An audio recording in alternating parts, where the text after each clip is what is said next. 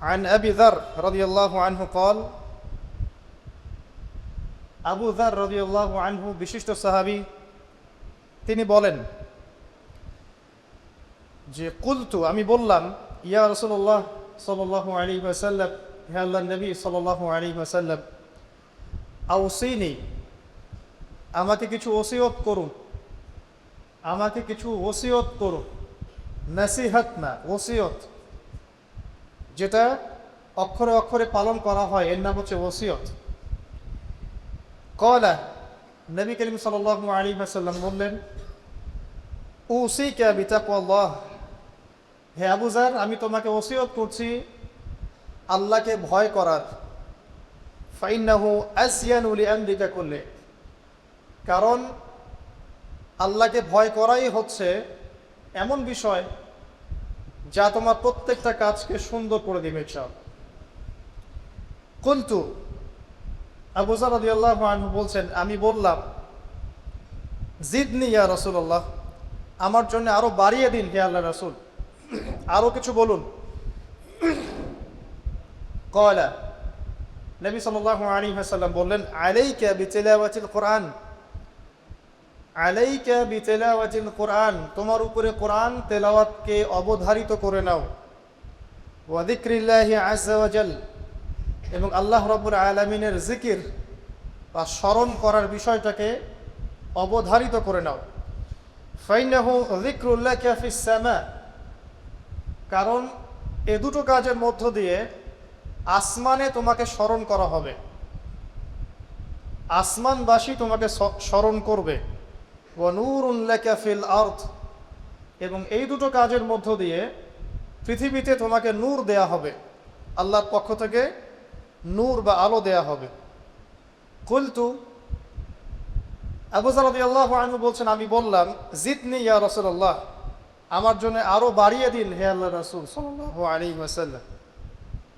তিনি বলছেন, ক্বালা আলাইকা, আলাইকা বিতুলিস সামতি, তোমার উপর অবধারিত করে নাও দীর্ঘ নীরবতা, দীর্ঘ সময় চুপ করে থাকার বিষয়টা তোমার উপর অবধারিত করে নাও। ফাইন্নাহু মাতরাদাতুন লিশ-শাইতান, কারণ এই কাজের মধ্য দিয়ে শয়তান বিতাড়িত হয়ে যায়। ওয়া আউনুন লাকা আলা আমরি দীনিক, দীর্ঘ সময় চুপ থাকলে তোমার দিনের প্রতিটা কাজ করার ব্যাপারে আল্লাহ তোমাকে সাহায্য করবেন, বা দীর্ঘ নীরবতার ব্যাপারটা দিনের প্রতিটা কাজ করার ক্ষেত্রে তোমাকে সহযোগিতা করবে। কুলতু, আমি বললাম, জিদনি ইয়া রাসূলুল্লাহ, হে আল্লাহর রাসূল সাল্লাল্লাহু আলাইহি ওয়াসাল্লাম, আমাকে আরো বাড়িয়ে দিন, আরো কিছু বলুন, আরো কিছু ওসিয়ত করুন। ক্বালা, তিনি বললেন, ইয়াকা ওয়া কাসরাতাদ দাহিক, সাবধান থাকবে, বেশি বেশি হাসবে না। ফাইন্নাহু ইউমিতুল কলব, কারণ যারা অধিক পরিমাণে হাসাহাসি করে তাদের কলব মরে যায়, তাদের কলবের মৃত্যু ঘটে। ওয়া ইয়াযহাবু বিনূরি ওয়াজহি, এবং চেহারার মধ্যে নূর চলে যায়, চেহারায় কোনো জ্যোতি বা নূর থাকে না। কুলতু জিদনি ইয়া রাসূলুল্লাহ, হে আল্লাহর রাসূল সাল্লাল্লাহু আলাইহি ওয়াসাল্লাম, আমাকে আরো বাড়িয়ে দিন, আরো কিছু ওসিয়ত করুন। ক্বালা, এবার তিনি বললেন সাল্লাল্লাহু আলাইহি ওয়াসাল্লাম, কুলিল হাক্কা ওয়া ইন কানা মুররান, সর্বদা সত্য কথা বলবে, সত্যের উপর থাকবে, যদিও এটা অন্যের কাছে তিক্ত হয়। সত্য কথা বলবে যদিও এটা তিক্ত শোনায়। কুলতু জিদনি ইয়া রাসূলুল্লাহ, তিনি বলছেন, আমি বললাম, হে আল্লাহর রাসূল, আরো বাড়িয়ে দিন আমাকে। ক্বালা, এবার নবীজি বললেন সাল্লাল্লাহু আলাইহি ওয়াসাল্লাম, লা তাখাফ ফিল্লাহি লাউমাতা লাইম, আল্লাহর পথে কাজ করার ব্যাপারে বা আল্লাহর পথে চলার ক্ষেত্রে, আল্লাহর দ্বীন পালনের ক্ষেত্রে নিন্দুকের নিন্দার পরোয়া করবে না। আল্লাহর ব্যাপারে নিন্দুকের নিন্দার সমালোচনার পরোয়া করবে না। কুলতু জিদনি ইয়া রাসূলুল্লাহ, তিনি বললেন, আমি বললাম যে আরো বাড়িয়ে দিন হে আল্লাহর রাসূল আমার জন্য। নবী করিম সাল্লাল্লাহু আলাইহি ওয়াসাল্লাম বললেন, ক্বাল লিয়াহজুসকা আনিন নাস মা তা'লামু মিন নাফসিক, যখন মানুষের ব্যাপারে তোমার নেগেটিভ কোনো মন্তব্য করতে হয় বা কারো ব্যাপারে যদি নিন্দা করতে চাও, এরকম ইচ্ছা জাগে মনের মধ্যে, তাহলে আগে চিন্তা করবে যে এই দোষটা তোমার মধ্যে আছে কিনা। অর্থাৎ নিজের নফসের খেয়ালটা তুমি আগে বেশি নিবে অন্যের নিন্দা করার আগে। রাওয়াহুল বাইহাকি, হাদিসটা এসেছে বাইহাকি শরীফের মধ্যে ফি শুআবুল ঈমান, এবং মিশকাতুল মাসাবিহের মধ্যে এসেছে হাদিসটা 414 এবং 415 পৃষ্ঠায়। অত্যন্ত চমৎকার একটা হাদিস। আজকে আমরা ইনশাআল্লাহু আযজা ওয়া জাল এই হাদিসটার উপরে সামান্য কিছু কথা বলে আমাদের আলোচনা শেষ করব ইনশাআল্লাহু তাআলা। আবু যর রাদিয়াল্লাহু আনহু একজন বিশিষ্ট সাহাবী, আপনারা জানেন, যার ব্যাপারে নবী করিম সাল্লাল্লাহু আলাইহি ওয়াসাল্লাম বলেছিলেন, আবু যর, তুমি খুব নরম মানুষ, তাই কখনো দায়িত্ব চেয়ে নিও না, কারণ তোমার উপরে যদি 2 জন মানুষের দায়িত্ব দেয়া হয়, তোমাকে যেন ছুরিবিহীন জবাই করে দেয়া হবে। আবু যর রাদিয়াল্লাহু আনহু খুব আধ্যাত্মিক নরম মনের মানুষ ছিলেন। তিনি নবী সাল্লাল্লাহু আলাইহি ওয়াসাল্লামকে খাস করে বলছেন, এটা আমভাবে নয়, আমি যেমন আমভাবে সবার উদ্দেশ্যে কথাগুলো বলছি, এভাবে আমভাবে নবীজি এই কথাটা তাকে বলেননি, বরং খাসভাবে বলেছেন, পার্সোনাল নসিহত, ইন্ডিভিজুয়ালি বলেছেন। তিনি বলছেন, হে আল্লাহর রাসূল, আমাকে কিছু নসিহত করুন, কিছু ওসিয়ত করুন। ওসিয়ত কি জিনিস? যেমন কেউ চলে যাওয়ার আগে ওসিয়ত করে, বাবা ইন্তেকাল করছে তার আগে ওসিয়ত করে, মাকে দেখিস, হ্যাঁ, বোনদের খোঁজ খবর রাখিস, সন্তানদের ব্যাপারে খোঁজ খবর রাখিস, ইত্যাদি। এটা ওসিয়ত করা, মানে যে কথাগুলো আমরা অক্ষরে অক্ষরে পালন করতে চাই, প্রতিশ্রুতি ব্যক্ত করি, এরকম কথা, কনভারসেশন। একটু চিন্তা করেন, নবী করিম সাল্লাল্লাহু আলাইহি ওয়াসাল্লাম যদি আপনাকে আমাকে খাস করে কোনো জায়গায় ডেকে নিয়ে কথাটা বলতেন, কেমন হতো? মনে করেন নবী সাল্লাল্লাহু আলাইহি ওয়াসাল্লাম জীবিত আছেন বা আমরা তার সাক্ষাৎ পেয়েছি, আর আমরা কেউ একজন আমাদের মধ্যে গিয়ে তাকে বললেন, ইয়া রাসূলুল্লাহ, আমাকে কিছু নসিহত করেন, আমাকে খাস করে কিছু ওসিয়ত করেন। তখন এই ওসিয়তগুলো স্পেশাল হবে, এবং আপনি আমি কখনোই চাইবো না জীবন চলে গেলেও এগুলোর কোনো একটা আমরা ছেড়ে দেই, তাই না? আবু যর রাদিয়াল্লাহু আনহু এই সুযোগটা নিয়েছেন। নবী সাল্লাল্লাহু আলাইহি ওয়াসাল্লাম বলছেন, প্রথম যে উসিকা বিতাকওয়াল্লাহ, আমি তোমাকে সর্বপ্রথম ওসিয়ত করছি তুমি আল্লাহকে ভয় করবে। তাকওয়া কি জিনিস? নবীজি বলছেন, ফাইন্নাহু আযয়ানু লিআমরিকা কুল্লি, এই তাকওয়াটাই সমস্ত কাজের সৌন্দর্য বর্ধন করবে তোমার জীবনে। তুমি যত কাজ করবে, প্রত্যেকটা কাজ যদি আল্লাহকে ভয় করে করো, প্রত্যেকটা কাজ তোমার জীবনের সৌন্দর্য বর্ধন করবে ইনশাআল্লাহু তাআলা। খুব সংক্ষিপ্ত আকারে বলতে পারি, আল্লাহ রাব্বুল আলামিনের তাওহীদের সাথে কাউকে শরীক না করা, এক কথায় আল্লাহর সাথে শিরক না করার নাম তাকওয়া। ঠিক আছে? আল্লাহ এক, আল্লাহ অদ্বিতীয়, তিনি মহাবিশ্বের স্রষ্টা, আমাদের স্রষ্টা, সৃষ্টিকর্তা, পালনকর্তা, রিজিক দাতা, জীবন মৃত্যুর মালিক, বিধান দাতা। এই প্রত্যেকটা কনসেপ্ট আল্লাহর জন্য খাস করার নাম হচ্ছে তাওহীদ। আর এখানে যদি আমরা কাউকে সমকক্ষ দাঁড় করাই, তাহলে শিরক হয়ে যাবে। এই শিরকটা 3 ভাবে হয়ে থাকে। মানুষ চিন্তার ক্ষেত্রে শিরক করতে পারে। কেউ যদি মনে করে মহাবিশ্বের কোনো স্রষ্টা নাই, তাহলে শিরক করবে। কেউ যদি মনে করে স্রষ্টা আরও একজন আছে বা একাধিক আছে, তাহলে শিরক করবে। কেউ যদি মনে করে যে আল্লাহ ছাড়া কেউ ইবাদত পাওয়ার যোগ্য, আল্লাহ ছাড়া অন্য কাউকে সেজদা করা যায়, নাউযুবিল্লাহ, আল্লাহ ছাড়া কেউ প্রয়োজন পূরণ করতে পারে, কেউ সন্তান দিতে পারে, কেউ কল্যাণ করতে পারে, কেউ অকল্যাণ করতে পারে ইত্যাদি, বা আল্লাহ ছাড়া কেউ বিধান দেওয়ার মালিক, এরকম কনসেপ্ট যার মনের মধ্যে আছে, এটা হচ্ছে আকীদাগত শিরক বা চিন্তাগত শিরক। আমি কি বুঝাতে পারছি? 2 নাম্বার, কাজের শিরক। যেমন কেউ যদি আল্লাহকে সিজদা না করে অন্য কাউকে সিজদা করে, কর্মগত শিরক করেছে। আল্লাহ পাকের হালালকে কেউ যদি হারাম করে নেয়, কর্মগত শিরক করেছে। আল্লাহ পাকের হারামকে কেউ হালাল করে নেয়, কর্মগত শিরক করেছে। আল্লাহর কাছে দোয়া না করে মৃত মানুষের কাছে দোয়া করে, শিরক করেছে। এগুলো কাজ করতে গিয়ে শিরক করেছে। ইভেন আল্লাহর নামে কসম না করে অন্য কারো নামে কসম করলেও শিরক হয়ে যায়। অনেক সময় আমরা হাতের মধ্যে রশি পড়ি, পাথর পড়ি, অনেক কিছুই পড়ি, আমাদের বিশ্বাস হয় এগুলো আমাদের উপকার করতে পারবে, অপকার করতে পারবে, তাহলে শিরক হয়ে যাবে। সন্তান আল্লাহ দেন, যদি আমরা মনে করি যে মাজারে গিয়ে দোয়া করলেই সন্তান পাওয়া যাবে, শিরক হয়ে যাবে। আর শিরক এমন একটা পাপ, যে পাপটা আল্লাহ পাক তওবা ছাড়া মাফ করেন না। মৃত্যুর আগে যদি তওবা করে মানুষ, ইনশাআল্লাহ আল্লাহ পাক মাফ করে দিবেন। যদি তওবা না করে মারা যায়, সম্ভাবনা বেশি এই ব্যক্তি জাহান্নামে যাবে, নাউযুবিল্লাহ। কারণ প্রত্যেক 1999 জন মানুষ জাহান্নামে যাবে যাদের আমল নামায় শিরকের পাপ থাকবে। আল্লাহ পাক সূরা নিসার মধ্যে বলেছেন, ইন্নাল্লাহা লা ইয়াগফিরু আন ইউশরাকা বিহি ওয়া ইয়াগফিরু মা দুনা যালিকা লিমান ইয়াশা। আল্লাহ পাক শিরকের গুনাহ ব্যতীত যে কোনো গুনাহ যাকে ইচ্ছা মাফ করতে পারেন। যে কোনো গুনাহ, আপনি জিনা করেছেন, সিজদা করেন, ফিরে আসেন, আল্লাহ মাফ করে দেবেন ইনশাআল্লাহ। আপনি সুদ খেয়েছেন দীর্ঘদিন, সুদ থেকে ফিরে আসেন, দীর্ঘদিন মায়ের সাথে জিনা করেছেন সুদের মধ্য দিয়ে, তওবা করে ফিরে আসেন, আল্লাহ এখনই মাফ করে দেবেন ইনশাআল্লাহ।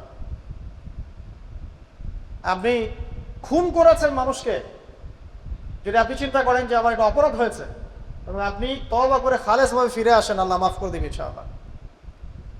ব্যভিচার করেছেন, বিবাহিত হওয়ার পরেও জিনা করেছেন, এই ব্যক্তির কিন্তু পৃথিবীতে বাঁচার আসলে কোনো অধিকার নাই। তারপরেও যদি সে গোপনে তওবা করে ফিরে আসে রাতের অন্ধকারে, আল্লাহ চাইলে মাফ করে দেবেন ইনশাআল্লাহ। যে কোনো পাপ আল্লাহ পাক যাকে ইচ্ছা মাফ করতে পারেন, শিরক ছাড়া। শিরক যদি তওবা না করে মারা যায়, বেশিরভাগ সম্ভাবনা হচ্ছে সে জাহান্নামে যাবে। আরেকটা ডেঞ্জারাস বিষয় হচ্ছে, শিরক করে মারা গেলে কবরে মান রব্বুক উত্তর দিতে পারবে না। যারা মান রব্বুকে উত্তর দিতে পারবে, নিঃসন্দেহে তারা কখনো শিরক করে নাই, আল্লাহ পাকের তাওহীদের উপরে ছিল। আমরা শিরকের অনেক কিছু বুঝি ঠিকই, আধুনিক একটা শিরক বুঝি না। আধুনিক শিরক এটা যেমন, আল্লাহ পাক যা নাজিল করেছেন, এখানে যে বিধানগুলো আছে, এগুলোকে যদি কেউ ডিনাই করে বা এগুলোকে পাশ ফিরিয়ে অন্য কোনো বিধানকে বেটার মনে করে, আল্লাহর বিধানের চাইতে বেটার মনে করে বা সমকক্ষ মনে করে, এটাও শিরক। এটাও শিরক। আল্লাহ পাক কিছু হালাল করেছেন, আমরা যদি মনে করি এটা হারাম, তাহলে শিরক, এটাও শিরক। সূরা তাওবার 31 নম্বর আয়াতটা পড়ে দেখবেন ইনশাআল্লাহ তাআলা। যাই হোক, তাকওয়ার প্রথম স্টেজ হচ্ছে আমাদেরকে শিরক করা যাবে না, তাওহীদে থাকতে হবে ইনশাআল্লাহ তাআলা। 2 নম্বর, আল্লাহ পাকের যত আদেশ আছে এগুলোকে মেনে চলার নাম তাকওয়া।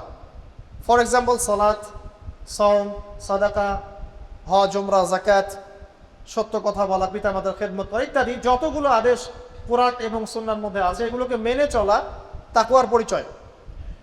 3 নম্বর, আল্লাহ পাকের যত নিষেধ আছে, এই সমস্ত নিষেধগুলোকে বর্জন করার নামও তাকওয়া। শুধু আদেশ মানলাম, নিষেধ বর্জন করলাম না, এটা আসলে প্রকৃত তাকওয়ার পরিচয় নয়। আজকে আমরা মাশাআল্লাহ সবাই সালাত করেছি, কালকে সকালে যদি আবার সুদি লেনদেন করি, আমার মধ্যে তাকওয়া আসলে নাই। আমি ধর্মীয় জীবনে পাক্কা মুসল্লি হলেও অর্থনৈতিক জীবনে পাক্কা সুদখোর থেকে গেছে। এই অবস্থায় যদি তওবা না করে মারা যায়, মায়ের সাথে জেনার অপরাধ নিয়ে কিয়ামতের মাঠে উঠবে ইনশাআল্লাহ। এটা আমার কথা না, নবী সাল্লাল্লাহু আলাইহি ওয়াসাল্লাম বলেছেন, সহিহ বুখারীর হাদিস। যে কোনো আলেমকে জিজ্ঞাসা করবেন, যে কোনো মাদ্রাসায় যাবেন, যে কোনো প্রকাশনীর বুখারী শরীফ কেনেন না কেন, হাদিসটা পাবেন। যে ব্যক্তি 1 দিরহাম সুদ খেলো, সে যেন 36 বার জেনা করলো। আপনি যদি জানেন যে আপনার ক্লোজ কোনো ফ্রেন্ড বা আত্মীয় বা হুএভার হি ইজ, সে জেনা করে বেড়ায় বা মেয়েদের সাথে, একাধিক মেয়ের সাথে তার সম্পর্ক আছে, ইলিগাল রিলেশনশিপ, আপনি নিশ্চয়ই তার দিকে সম্মানের দৃষ্টিতে তাকাবেন। আর আখিরুজ্জামান এমন একটা যুগ যেখানে সুদ থেকে বাঁচা সো ভেরি ডিফিকাল্ট। এখানে হাজারে খুব কম মানুষই সুদ থেকে বাঁচতে পারবে। যারা বেঁচে থাকবে তাদের গায়েও সুদের ছিটা ফোঁটা এসে লাগবে। কারণ পুরো বিশ্বের ইকোনমিক সিস্টেমটাই সুদ ভিত্তিক। এটা পরিপূর্ণরূপে ইসলামিক ধাঁচে সাজানো এখন সম্ভব বলে মনে হচ্ছে না। আমরা চেষ্টা করতে পারি, সম্ভব কখন হবে? যখন শেকর উপরে আসবে। ফাত্তাকুল্লাহা মাস্তাতা'তুম, তোমরা সাধ্যমতো আল্লাহকে ভয় করো। আপনার সাধ্যে যতটুকু কুলায় এতটুকু আপনি দূরে থাকবেন। পারতপক্ষে চেষ্টা করবেন সুদ যেন আপনার গায়ে না লাগে। আল্লাহ পাক বোঝার তৌফিক দান করুন, আমিন। বলছিলাম, আল্লাহ পাকের নিষেধগুলোকে বর্জন করার নাম তাকওয়া। নামাজ পড়ছি, রোজা রাখছি, যাকাত দিচ্ছি না, এদিকে সুদ খাচ্ছি, হারাম রিলেশনশিপে আছি, বা পরকীয়ায় লিপ্ত আছি, বা মানুষের সম্পদের অধিকার দিচ্ছি না, ব্যবসা করছি, আর ব্যবসা যারা করি আমরা বেশিরভাগই মিথ্যা কথা বলি। আমরা ব্যবসা যারা করি ম্যাক্সিমাম মিথ্যা কথা বলি, মিথ্যা কসম করি, এবং আমাদের এই মিথ্যা কসম আর প্রতারণার কারণে জালেম শাসকের শাসন চাপিয়ে দেওয়া হয় আল্লাহর পক্ষ থেকে। এটা হাদিস এসেছে। যখন ব্যবসায়ীরা প্রতারণা করবে, মিথ্যা কসম করে পণ্য বিক্রি করবে এবং মাপে কম দিবে, সিন্ডিকেট করবে, তখন আল্লাহর পক্ষ থেকে দুইটা আযাব আসে। এক, জালেম পরাশক্তিকে চাপিয়ে দেওয়া হয় যারা এদের উপর জুলুম করবে। দুই, সমাজের মধ্যে দুর্ভিক্ষ নেমে আসে। এগুলো নবী সাল্লাল্লাহু আলাইহি ওয়াসাল্লামের কথা, বদলানোর কোনো সুযোগই নেই। আজ হোক আর কাল হোক এগুলো ফলে যাবে ইনশাআল্লাহ তাআলা, যদি না আমরা আমাদের জায়গা থেকে সরে আসি। তো যারা আমরা ব্যবসা করছি অনেকেই মিথ্যা কথা বলি ম্যাক্সিমাম, এবং মনে করি যে ব্যবসা এগুলো মিথ্যা বলা জায়েজ, এটা ব্যবসার অংশ মনে করি আমরা। সৎ ব্যবসায়ী কিয়ামতের দিন নবীগণের সাথে থাকবেন। যারা সৎ ব্যবসায়ী তারা কিয়ামতের মাঠে নবীগণের সাথে হাসর করবেন। ছাঁচে খুঁজে পাবেন না, এখন খুব কম সৎ ব্যবসায়ী পাবেন। যাই হোক, যেটা বলছিলাম ভাই, প্রিয় ভাইয়েরা, যে শুধু আদেশ মানার নাম তাকওয়া নয়, নিষেধটা বর্জন করতে হবে। আমরা নামাজ, রোজা, হজ, যাকাত সবই করছি মাশাআল্লাহ, ব্যবসায়িক জীবনে মাপে কম দিচ্ছি, ইকোনমিক লাইফে সুদ খাচ্ছি, আর পলিটিক্যাল লাইফ নিয়ে আমি কোনো কথা বলতে যাচ্ছি না। সেখানে কতটুকু আল্লাহ আর কতটুকু রাসূল আছেন আল্লাহ ভালো জানেন, আল্লাহ বিচার করবেন। আমি মৌলিক কথাগুলো বলছি। দেখেন, ফ্যামিলিগত ব্যাপারে আমরা দেখবেন বাহ্যিকভাবে ইসলামের লেবাস পোশাক আছে যে কি, তার ভিতরে অরিজিনাল ইসলাম নাই। দেখবেন পরিবারে ম্যাক্সিমাম পরিবারে দেখবেন পর্দা নাই, নামাজি ব্যক্তির খুব অভাব। আর নামাজি চিন্তা হলে আপনাকে ফজরের জামাতে আসতে হবে। নামাজি চিন্তা হলে আপনাকে ফজরের জামাতে আসতে হবে। এই মসজিদেই আজকে ফজরে আসবেন, দেখবেন এই যে মুসল্লি যারা বসে আছেন তাদের 50%ই নাই, ইল্লা মাশাআল্লাহ। তো আমরা পার্সিয়ান ইসলাম ফলো করছি, কিছু মানছি কিছু মানছি না। আল্লাহ বলছেন এটা না, পরিপূর্ণরূপে ইসলামে প্রবেশ করো, এবং এটার নাম তাকওয়া। উসিকুম বিতাকওয়াল্লাহ, আমি তোমাকে আল্লাহর তাকওয়া, আল্লাহকে ভয় করার ওসিয়ত করছি, খাস করে অনুরোধ করছি, ওসিয়ত করছি। আদেশ মানার নাম যেমন তাকওয়া, নিষেধ বর্জনের নাম তাকওয়া। শুধু আদেশ মানলেই হবে না, নিষেধগুলো বর্জন করার চেষ্টা করতে হবে। আমরা এই জায়গাটাতেই সমস্যায় ভুগছি। আদেশ আমরা অনেকেই পালন করতে পারি, আলহামদুলিল্লাহ, নামাজ পড়তে পারি, রোজা রাখতে পারি, অনেকে যাকাত দেই মাশাআল্লাহ, সাদাকা করি, দান সাদাকা করি, ইসলামের প্রতি ভালোবাসা আছে, আল্লাহ এবং তার রাসূলকে মহব্বত করি, কিন্তু হারাম রিলেশনশিপ ছাড়তে পারছেন না। দেখবেন অ্যাফেয়ার ছাড়তে পারছেন না, ফ্রি মিক্সিং ছাড়তে পারছেন না, রিবা ছাড়তে পারছেন না, আপনার পরকীয়া ছাড়তে পারছেন না, অহেতুক এই যে নোংরা অপসংস্কৃতি ছাড়তে পারছেন না। খেয়াল করে দেখেন, স্মোকিং ছাড়তে পারছেন না, মাদকদ্রব্য সেবন ছাড়তে পারছেন না, বাট আপনি ইসলামকে ভালোবাসেন, আল্লাহকে ভালোবাসেন, রাসূলকে ভালোবাসেন। এইটাই মূল সমস্যা আমাদের এখানে, আমি ফিল করি। আল্লাহ পাক আমরা সবাইকে আদেশ মানার সাথে সাথে নিষেধ বর্জন করার তৌফিক দান করুন, আমিন। 4, আল্লাহ রাব্বুল আলামিনকে হাজির এবং নাজির জানার নাম তাকওয়া। হাজির নাজির কেমন?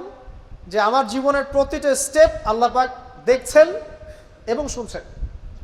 আল্লাহ পাক আরশে আজিম থেকেই আমাকে দেখছেন, আমাকে শুনছেন প্রতিটা মুহূর্তে, এখন, আজ, কাল, আগামী, অতীত, বর্তমান, ভবিষ্যৎ, সব সময় আল্লাহ আমাকে দেখছেন, শুনছেন প্রত্যেকটা মুহূর্তে। এই কথা যার মাথায় থাকবে তার পাপ করার প্রবণতা কম হবে ইনশাআল্লাহ। পাপ করলেও সে তওবা করে আল্লাহর কাছে ফিরে আসবে ইনশাআল্লাহ। যদি তার দ্বারা কোনো পাপ হয়েও যায়, আপনি দেখবেন তাকওয়াই তাকে আবার ফিরিয়ে নিয়ে আসবে, সে আল্লাহর কাছে ফিরে আসবে ইনশাআল্লাহ। আল্লাহ পাকে হাজির এবং নাজির জানায়। এর আরেকটা নাম আছে, সেটা হলো ইহসান। কি নাম? হাদিসে জিবরিল নামে একটা হাদিস আছে, সহিহ বুখারী, সহিহ মুসলিমের 9 নম্বর হাদিস, আর মিশকাতুল মাসাবিহ 2 নম্বর হাদিস। ইহসান কি জিবরাইল আলাইহিস সালাম নবী সাল্লাল্লাহু আলাইহি ওয়াসাল্লামকে জিজ্ঞাসা করেছিলেন। তিনি বলছেন, আন তা'বুদাল্লাহা কাআন্নাকা তারাহু ফাইন লাম তাকুন তারাহু ফাইন্নাহু ইয়ারাক। তুমি এমন ভাবে আল্লাহর ইবাদত করবে যেন তুমি আল্লাহকে দেখছো। ওয়া ইন লাম তাকুন তারাহু ফাইন্নাহু ইয়ারাক, এবং তুমি যদি আল্লাহকে দেখতে না পাও, তুমি সবসময় মনে রাখবে আল্লাহ পাক তোমাকে দেখছেন। এই কনসেপ্টটার নাম হচ্ছে ইহসান, যেটা আমাকে তাকওয়া দিবে ইনশাআল্লাহ।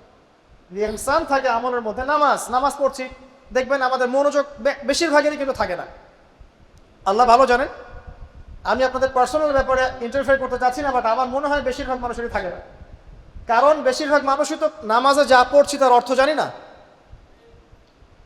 যখন আপনার সন্তান অসুস্থ হয়েছিল, আপনি হাত উঁচু করে আল্লাহর কাছে কান্নাকাটি করেছেন, তখন আপনার চোখ দিয়ে পানি পড়েছে, কারণ আপনি যা চেয়েছেন ফিল করে বলেছেন আল্লাহর কাছে, আপনার চোখ দিয়ে পানি পড়েছে। কতদিন আপনি নামাজের সেজদায় কাঁদতে পেরেছেন? আমি কাঁদতে পেরেছি, ভাবতে হবে। কাঁদতে না পারার কারণ কি? কারণ হচ্ছে আমি নামাজে যা পড়ি তার কিছুই বুঝি না। আমার কাছে নামাজ একটা ফিজিক্যাল এক্সারসাইজের মতো হয়ে গেছে। সরি ফর মাই ল্যাঙ্গুয়েজ, আমি কোনো কিছুকে অবমাননা করতে যাচ্ছি না, অনেক ব্যাপারটা এরকমই হয়ে গেছে। তার হলাম বাহ্যিকতা নিয়ে আমরা বেশি ব্যস্ত। হাত কোথায় বাঁধতে হবে, নাভির নিচে না বুকে? তারপরে রফুল এদান করতে হবে কি না, পায়বা লাগাবো কি লাগাবো না, আমি জোরে না আসতে, বাহ্যিক বিষয় নিয়ে বেশি ব্যস্ত। রুহানিয়াত, যেটা নামাজের ভিতরে রুহ বা আত্মা, ইহসান, মনোযোগ, আল্লাহর সাথে কতটুকু আমি কমিউনিকেট করতে পারলাম, মনের কথা কতটুকু আল্লাহর কাছে ব্যক্ত করতে পারলাম, নামাজে আমি কতটুকু আল্লাহকে ফিল করতে পারলাম, এটা কিন্তু বেশি আলোচনা হয় না। অথচ কোনটা মৌলিক বিষয় বলেন দেখি? নামাজের এই মারেফতটা কি মূল না? আধ্যাত্মিকতাটাই মূল। আর বাহ্যিক বিষয়গুলো তো আল্লাহ পাক দেখছেন, নেকি দিবেন ইনশাআল্লাহ তাআলা। তো এই যে প্রাণহীন ইবাদত হচ্ছে, রোজা রাখছি, রোজার মর্ম বুঝতে পারছি না। হজ করে আসলো, হাজী সাহেব টাইটেল হলো ঠিকই, কিন্তু হজের মূল মর্ম ইব্রাহিমী চেতনা সে শিখে আসতে পারলো না। সাই করছে সাফা মারওয়া, সে ফিল করতে পারলো না এটা হাজরা আলাইহিস সালামের সুন্নাহ। এই যে আমরা কুরবানি করলাম, ম্যাক্সিমাম আমাদের মধ্যে ফিল করতে পারি নাই এটা হচ্ছে ইব্রাহিম আলাইহিস সালামের সেই কুরবানি যেটা তিনি ছেলেকে করতে চেয়েছিলেন। এই চেতনাটা আসলো না। তো রসকসহীন ইবাদত কতটুকু কবুল হয়, প্রাণহীন ইবাদত কতটুকু উপরে পৌঁছে আল্লাহ ভালো জানে। তো যে বিষয়টা নিয়ে এই কথাটা বললাম, ইহসান হচ্ছে সেই জিনিস যেটা আমাকে মনে করাবে আমি আল্লাহকে দেখছি, শুনছি, বা আল্লাহ আমাকে দেখছেন এবং শুনছেন। এর জন্য প্রয়োজন আপনি ইবাদতে যা যা করছেন, যা যা বলছেন, এর অন্তত অর্থটুকু বোঝা। তাহলে আপনার ইনশাআল্লাহ মনের মধ্যে সেই ফিলিংসটা আসবে ইনশাআল্লাহ তাআলা। ফর এক্সাম্পল, আপনি নামাজে দাঁড়িয়ে পড়ছেন, ওয়ানুনাজ্জিলু মিনাল কুরআন মা হুয়া শিফাউ ওয়া রাহমাতুল লিল মুমিনিন ওয়া লা ইয়াজিদু যালিমিনা ইল্লা খাসারা। এই আয়াতের অর্থ কতজন জানেন? একটু হাত উঁচু করেন দেখ। যারা জানেন তারা যদি আয়াতটা কোরআনে নামাজের মধ্যে পড়েন, তারা মনোযোগ বেশি পাবেন, স্বাভাবিক। অর্থ হচ্ছে কোরআন আমরা নাজিল করেছি, এই কোরআনের মধ্যেই আছে শিফা মানে আরোগ্য, এবং মুমিনদের জন্য রহমত। যখন আপনি বুঝতে পারলেন তখন কি নামাজে মনোযোগ বাড়বে না? সুবহান রাব্বিয়াল আ'লা বলছেন, সর্বোচ্চ আমার রব সর্বোচ্চ সুউচ্চ, তখন আপনার মনোযোগ বাড়বে না? আত্তাহিয়াতুতে আপনি কি পড়ছেন, দরুদে কি পড়ছেন, দোয়া মাসুরায় বলছেন আল্লাহুম্মা ইন্নী যালামতু নাফসি যুলমান কাসীরা, আল্লাহ আমি আমার নফসের উপর প্রচুর জুলুম করেছি।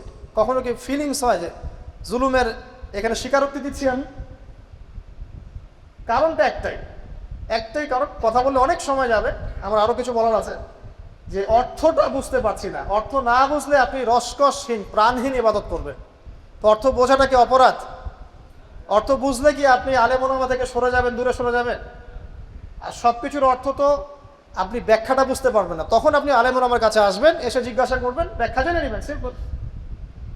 তো অর্থ অনুধাবন করলে ইনশাআল্লাহ তাআলা আপনার ইহসান বাড়বে, যেটা আমাকে তাকওয়ার দিকে নিয়ে আসবে। ইহসান মানে আল্লাহকে হাজির নাজির জেনে ইবাদত করা। আরেকটা বিষয়, ইবাদতের মধ্যে ধীর স্থিরতা আনতে হবে, তাড়াহুড়া বন্ধ করতে হবে। তাড়াহুড়া বন্ধ করলে পরে দেখবেন ইবাদতের মধ্যে স্বাদ পাচ্ছেন ইনশাআল্লাহ। দুনিয়াবি হ্যাসেল, দুনিয়াবি যে ব্যস্ততা, এগুলো কমিয়ে আনতে হবে, তাহলে দেখবেন ইবাদতের স্বাদ পাচ্ছেন ইনশাআল্লাহ।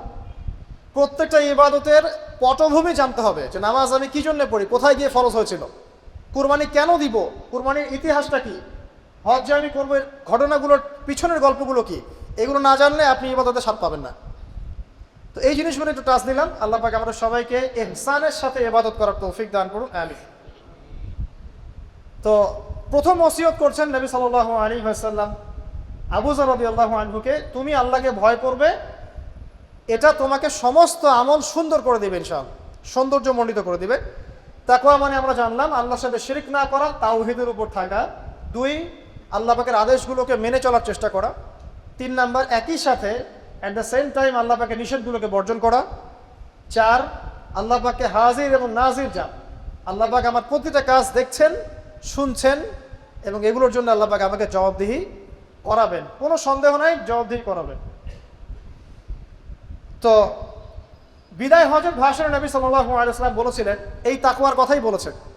তিনি বলেছিলেন সাল্লাল্লাহু আলাইহি ওয়াসাল্লাম যে আজকে থেকে আরবের উপর অনারবের কোনো ভেদাভেদ নাই, সাদার উপর কালো, কালোর উপর লালের কোনো ভেদাভেদ নাই। কুল্লুকুম মিন আদম, তোমরা সবাই আদম সন্তান, ওয়া আদামু মিন তুরাব, এবং আদম হচ্ছে মাটির সন্তান। ইল্লা তাকওয়া, শুধু তাকওয়া ব্যতীত, যার মধ্যে আল্লাহ ভীতি যত বেশি সে আল্লাহর কাছে তত বেশি মর্যাদা সম্পন্ন। সূরা হুজুরাতেও সেম কথা আছে, 13 নম্বর আয়াতে আল্লাহ পাক বলেছেন, ইয়া আইয়ুহান নাস, হে মানব জাতি, ইন্না আকরামাকুম ইনদাল্লাহি আতকাকুম, হে মানব জাতি, তোমাদের মধ্যে আল্লাহর কাছে সবচেয়ে বেশি মর্যাদা সম্পন্ন সেই ব্যক্তি যে অধিক মুত্তাকি বা অধিক তাকওয়াওয়ালা। এবং এই তাকওয়ার পজিশনটা কোথায় সেটা নবী সাল্লাল্লাহু আলাইহি ওয়াসাল্লাম বলেছেন।